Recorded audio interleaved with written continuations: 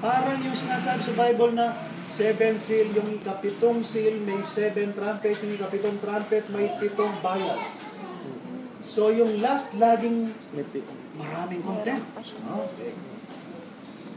So itong death, burial, resurrection, ascension na to na naranasan ni Kristo nung bautismo siya ni John the Baptist, kompletong gospel yun.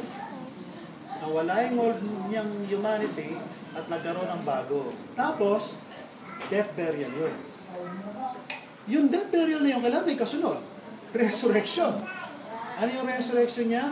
Nung bumaba sa kanya yung Holy Spirit ng Ama, pangkaluluwa yan, ha? Pang 40 days yun. Pang Old Testament yun. Para ipasa ni Kristo yung hindi na ipasa niya Dan. Saan? Sa paraiso. Di ba na nangyari kay Kristo? After ng baptism, tinag siya.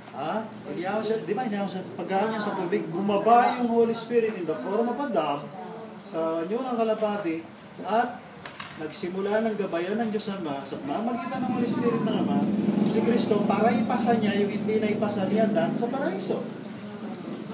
Remember, kaya naisara ang paraiso, nasira ang daigdig dahil si Adan hindi pumasa sa mga tukso ni Satanas nung kapanahon niya. Alam niyo yun, di ba? So, yung 40 days ni Kristo, resurrection yun. So, yung death, burial, resurrection, ascension kanina, na-summarize ng death, burial, tapos may karugtong pala yun. Yung malaki na ngayong resurrection. Di ba? Kanina may resurrection din. Death, burial, resurrection, ascension. Death, burial, nawawala yung luma. Yung resurrection, ascension, nagkakaroon ka ng bago. Pag pinagsama mo lahat yun, binalot mo. Ang tawag doon, death, burial. Tama na? Siyempre, ang logical sequence ay yung resurrection. O, doon na pumasok yung 40 days ni Kristo sa ilang, tuksuin siya ng diablo, tinukso siya ng diablo, nagtagumpay siya dahil sa gabay ng Holy Spirit ng Ama. So, napagtagumpayan niya yung paraiso. Paradise restore. As far as Christ is concerned, hindi para sa atin. Sa kanya yun. Next, pagkatapos ng resurrection, anong susunod? Ascension. Yun ang 3.5 years in Israel. Nare-review ba kayo? Apo. Okay, ano yung pinupunto ko dito? Na every time na merong death, burial, resurrection, ascension, pag binuo mo yun, death, burial. Okay? Death, May kasunod. burial.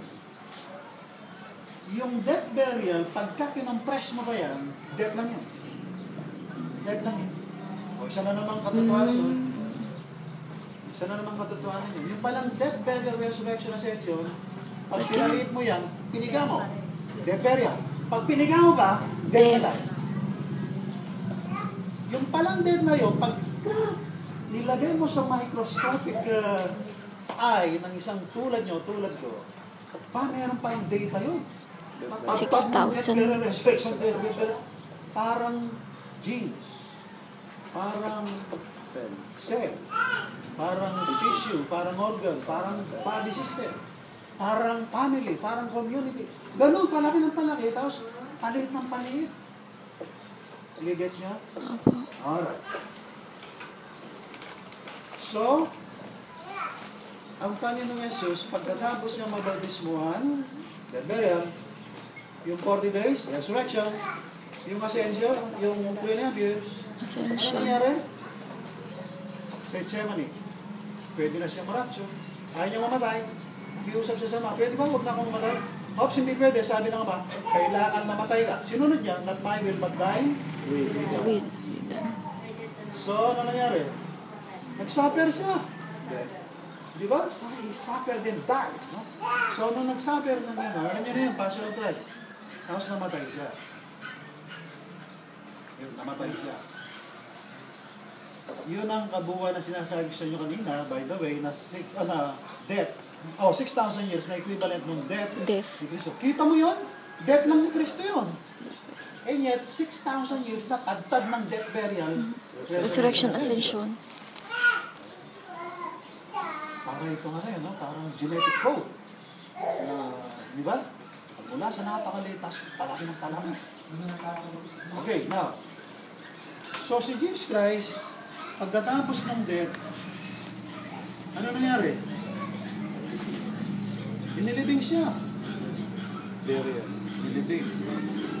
So, yung dati niyang old sinful nature, ginagano ko yun, nung bautismuhan siya, tapos dumaan siya sa proseso ng gospel, resurrection, ascension, na-earn niya. Hindi earn niya. Na-earn niya. O napag-ipunan niya, napagtrabahuan niya, yung way niya papuntang langit. After ng death, burial, baptismo sa tubig, resurrection, 40 days, at saka yung kanyang ascension, 3.5 years. Tapos, nag-suffer siya for us at namatay para sa ating mga kasalanan. Bagong nilalang yon, yung bagong nilalang na yon, na hindi yung binautismo sa